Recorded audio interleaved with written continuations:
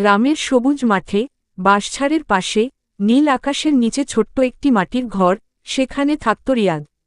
পেশায় সে একজন সাধারণ কৃষক ছেলে। সকালে খেতে যেত, সন্ধ্যায় ফিরে এসে বারান্দায় বসে বাঁশির সুর তুলত। একদিন হাটে যেতে যেতে তার চোখ পড়ল এক মেয়ের দিকে, আয়েশা। সাদা সালোয়ার কামিজে, কানে ছোট্ট দুল, আর ঠোঁটে মিষ্টি হাসি। রিয়াদের মনে হল এই হাসিটাই যেন তার জন্য জন্মেছে। প্রথমে কথা হয়নি, শুধু চোখের ভাষায় কথা চলত। আয়েশা যখন নদীর ঘাটে পানি তুলতে যেত, রিয়াদ দূর থেকে তাকিয়ে থাকত।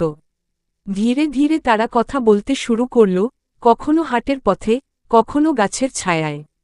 একদিন বিকেলে আয়েশার হাতে রিয়াদ দিল একগুচ্ছ কদম ফুল। বলল, তারা চিহ্ন, এই ফুলের মতোই তোমাকে চিরকাল কাছে চাই। তারা চিহ্ন। আয়েশা লজ্জায় মাথা নিচু করল, কিন্তু চোখের কোণে খেলে গেল এক মধুর হাসি।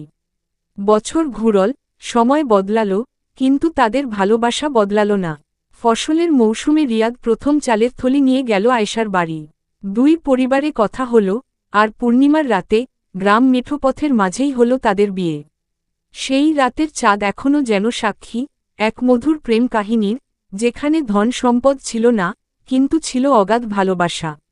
তুমি চাইলে আমি এই গল্পটাকে আরেকটু দীর্ঘ করে সিনেমার মতো করে সাজিয়ে দিতে পারি, যাতে পড়তে পড়তে দৃশ্যগুলো চোখের সামনে ভেসে ওঠে।